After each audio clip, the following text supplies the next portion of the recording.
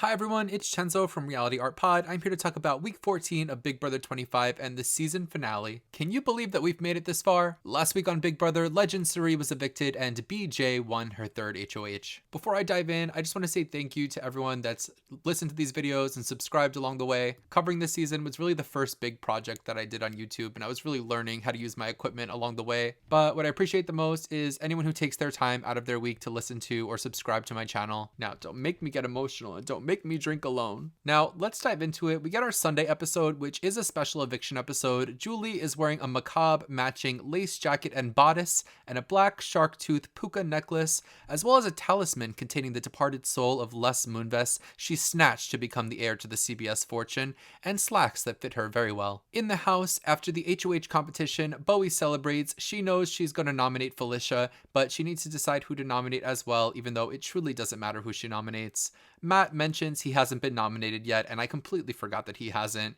Felicia smartly points out that the winner of the veto has all the power this week. Bowie and Jag trick Matt, rigging a pick a number between 1 and 100 game to get Matt onto the block for the first time, upholding that Matt would outlast Matt for that stat and become the longest lasting person to not be nominated in the history of Big Brother USA. So the nomination ceremony happens and Matt and Felicia are on the block. Felicia says, of course, Bowie Jane put me up. Yay.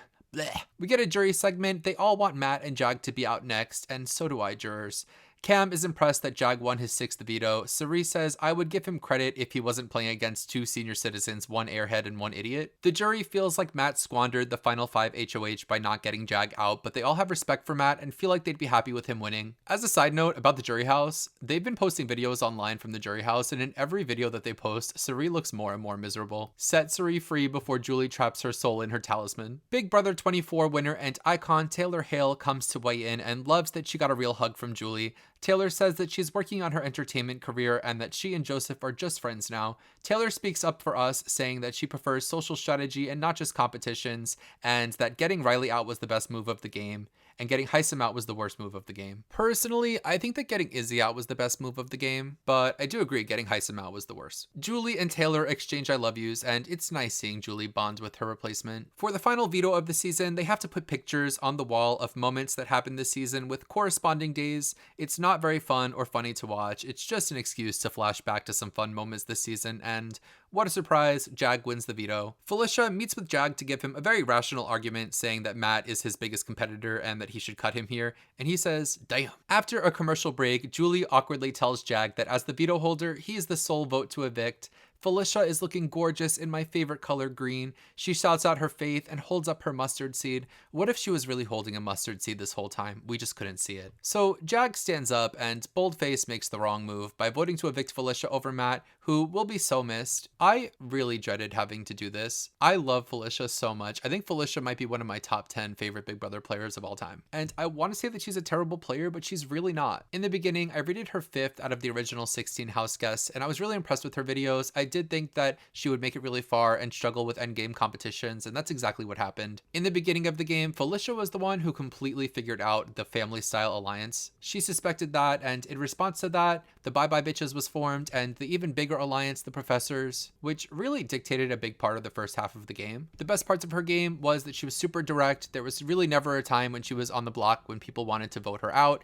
Even when she was the target, they eventually realized that there was bigger fish to fry. Also, she did win an HOH, which is awesome. The downside is she did completely misplay her HOH, but that wasn't really as much her fault as it was a consensus mistake. That was a group decision to turn against Heisem, but ended up being one of the worst things that happened to that side of the house. Found out after she was evicted that her brother passed away and she was told about it around week 9. So much respect for Felicia for being so strong through that and never really showing that she was upset. Also, she was going through really hard times in her life while she was going through hard times in the game. And all the while she gave us, oh my God, the faith of a mustard seed, the wet mic packs falling in the hot tub, throwing her body fully into every physical challenge despite not really having a chance to winning it. I won a fish at the carnival and I named it Felicia. And I don't know about you, but I can't stop saying, okay. So thank you for being such a blessing to us this summer, Miss Felicia Cannon. Felicia for the Challenge USA 3. So Julie says goodbye to the final 3 who are celebrating and shouting Mafia repeatedly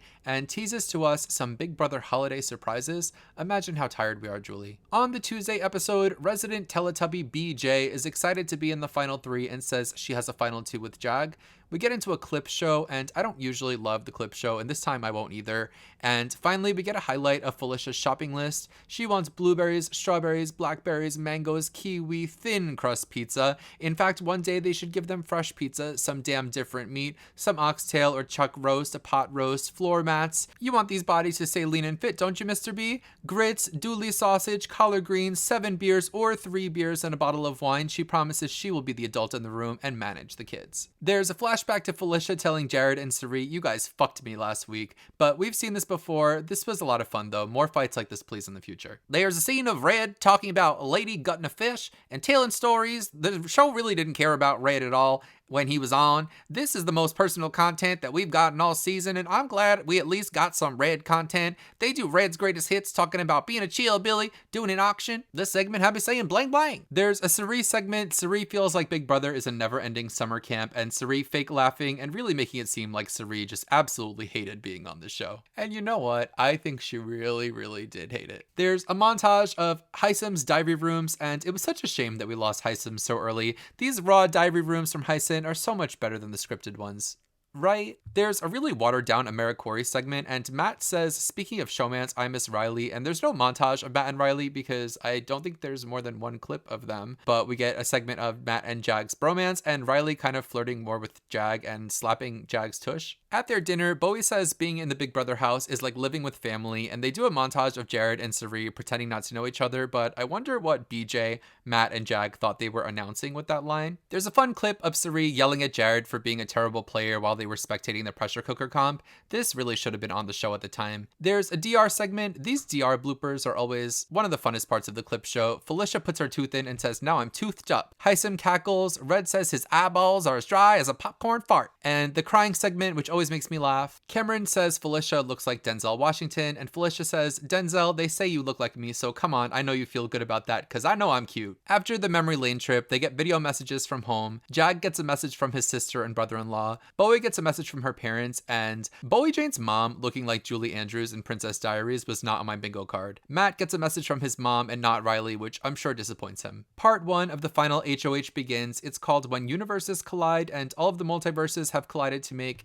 an endurance competition where they're just sitting there on a ball. I couldn't help look at this thinking my queen Felicia would have been absolutely terrible at this. So we finally get to the season finale. It's day 100, and Julie is wearing gold and black couch upholstery, and the final 3 are doing their mafia gang sign behind her, and I am strapped in for this 2-hour snooze fest. Bring it on. We rejoin the house guests in part 1 of the HOH comp. Jag stresses how important it is for him to be the first sick house guest on Big Brother and to represent and to win. There's hair falling on them. Bowie doesn't like being covered in hair. She says, disgusting, it's in my mouth. Matt says he's going to fight it out until his body drops dead. They're in the freezing rain. Eventually, BB has them move from the disc to the bubble. Bowie ends up falling, and then Matt, who said he was going to hang on until his body dropped dead, agrees to rock, paper, scissors with Jag, and then Matt beats Jag in that, so Jag drops and Matt wins part 1. Dr. Will hosts the jury roundtable, and Felicia joins them, sadly. Felicia is giving facial reactions. Dr. Will said Bowie was never nominated, and Felicia says, that's stupid to me. Sari and Felicia are still committed to hating FBJ. They give Jack more credit socially than Matt in the second half of the game, and Sari says Cameron's social game sucked, sitting right next to him, and Cameron agrees. Corey points out that Jag wouldn't be there if Matt didn't save him. Cameron says that he worked his ass off in the face of adversity. Sari says that Matt came into the game where conversations mattered, not being able to hear the conversations, and Dr. Will is blown away by Sari. Jag and Bowie go on to part 2 of the HOH, sending competitions back to their proper universes. Jag goes fast and gets a ton wrong and then corrects his mistakes. He ends up being super hard on himself for not feeling like he performed well. Bowie goes next and is reading nearly the same canned lines as Jag in the diary room. Bowie gets so many wrong, and she says that they might as well have started Big Brother 26 while she was playing.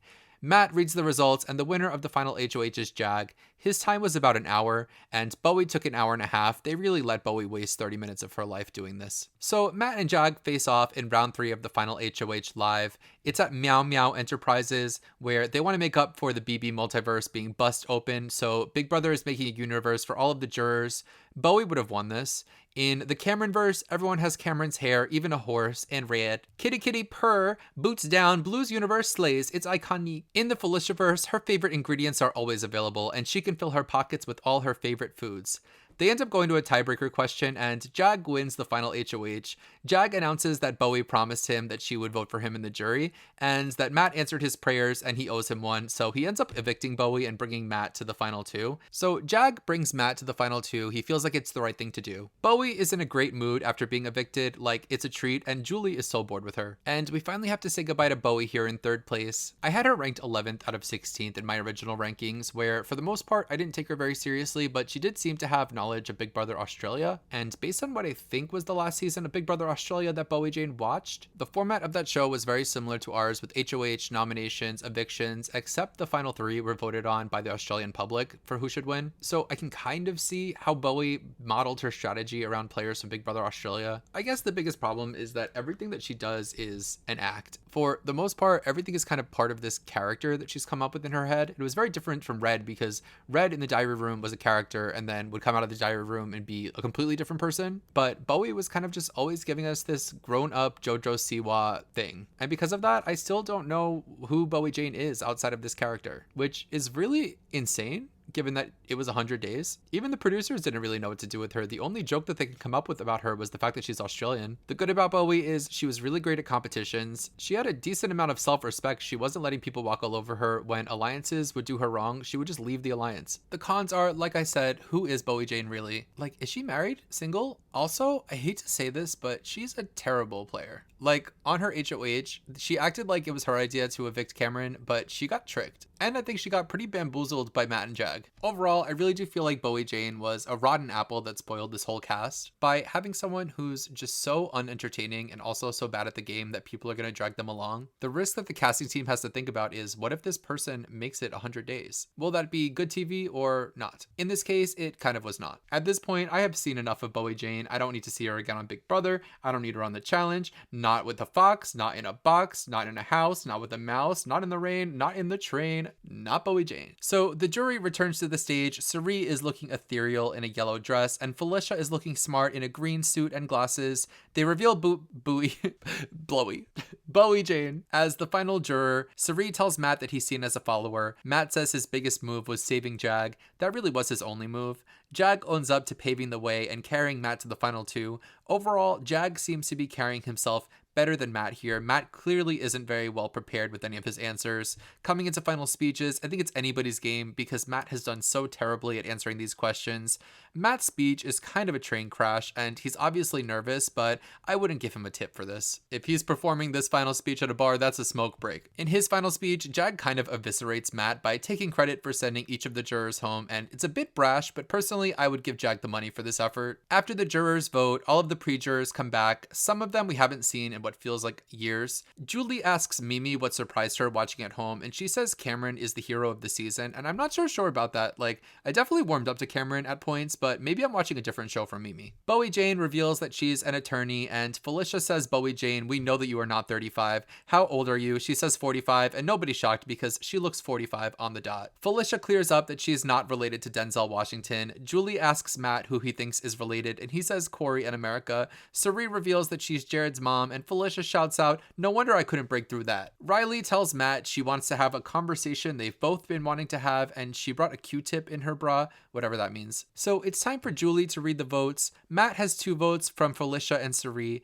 and Jag has votes from Bowie Jane, America, Blue, Corey, and Cameron, which makes Jag the winner of Big Brother 25 by a vote of 5-2. So that makes Matt the runner-up of the season. Let's talk about Matt, who I originally ranked 12 out of 16. I honestly really struggled to get a good first impression out of these kind of surfer bro types, where it's all very surface level and visual. There's not a lot going on behind the surface. Matt comes in, gets into the Riley alliance, which is really just the obvious move. There wasn't too much thought that went into that process. He wasn't a leader in that alliance at all, and ultimately that alliance gets blown up and he's in a terrible place coming into the second week. Sari ends up taking Matt under her wing, which really isn't any doing of his. He told Sari about his power, but at the time everyone was telling Sari everything because Sari was running the house. Overall though, once he saves saves Jag. Jag starts winning everything, and I really saw Matt as a frontrunner at that point. Around the jury phase, I could kind of just see the future panning out, that he was not going to get voted out. Nobody was ever going to try to get him out, and he was just going to get to the end and win. The good parts of Matt are that he is extremely likable, he is inspirational, and he's really great at competitions. The bad is that he's kind of a coaster. A few weeks ago, he won a veto, and he said, I was going to target Jag, but now I won a veto, so I think that my resume is looking pretty good. And he just kind of had this lazy approach to the game that just wasn't a winner mentality, and he's an Olympian. He definitely knows what a winner mentality is. So he's definitely capable of being competitive, but he just didn't have a competitive nature when it comes to Big Brother. And like I said earlier, his final speech and question answering was just so unprepared. It's like showing up to a job interview knowing nothing about the company. People aren't just going to hand you $750,000 because you are lovely. You actually have to try. Also, his behavior in the house wasn't always lovely. But anyways, time to talk about the winner of Big Brother 25, who's Jag. And while it isn't good TV to have the same person winning everything, credit to Jag for doing that thing. Jag's game got off to a rough start by being part of the Riley Alliance. The biggest problem for Jag, and the reason why he had such an issue in the beginning of the game, is his alliance to Blue, and Blue feeding information to Jared that would get back to Suri. So the beginning of the game was very much like Charlie Brown trying to kick the football, because Jag was failing and failing and failing, but he could not figure out where he was failing. I think the big turnaround was when America told Jag that he couldn't tell anything to Blue. Once he found out that that was his big weakness and distanced himself from Blue, he really started to be able to be in a place where he could think rationally. So he ends up being evicted, which is not great, but you can't really hold that against someone too much, because if your absolute favorite gets voted out and then gets another chance to play,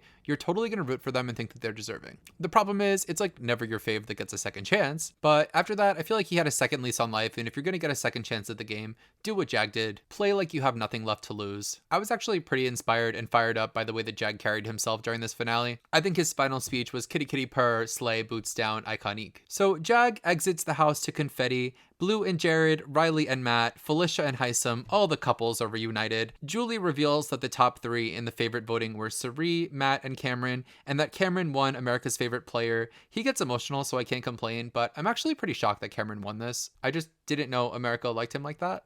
So the show has been teasing that there's going to be some kind of winter season of Big Brother, leading to speculation that it's going to be an all legend season. So Julie mocks that there's something going on in the house, and Frankie, Danielle, and Brittany have been hiding there the whole time. Not these three troublemakers. They get the time laser again. Dear Lord, no. They launch the time laser, causing more terrible CGI, turning the giant hot dog and the giant cheese into gingerbread men, and Santa's there, and the three of them turn into holiday elves. It's just a bunch of racket. Brittany says, oh crap, and the memory wall turns into an advent calendar with 9 little doors on it, so I'm assuming there's going to be 9 house guests on whatever winter special this is. Julie says this is going to be called the Reindeer Games, and I feel like the title for this is just so juvenile that even the winner of it's just not going to be taken seriously. And Julie says that someone from this season will be invited to compete. I kind of wondered who it would be, but I think it's going to be Cameron. You know it's Cameron because he looks like Santa Claus in high school. So I'm actually really excited for the Reindeer Games. I feel like it's just going to be a lot of fun. I'm definitely going to be covering that on my channel, so if you're into that, don't forget to subscribe. With that, I think that officially completes my coverage of Big Brother 25. It has been really fun talking to all of you about this. You could always go back and listen to the playlist, my Big Brother 25 playlist from the beginning, to hear my terrible initial impressions. Mimi, my winner pick, why did you fail me? But that's all I have to say, other than thank you to everyone who subscribed and listened. I set a goal of 100 subscribers, and we definitely smashed that. Thanks for sticking around, and I hope that you stick around longer. Bye!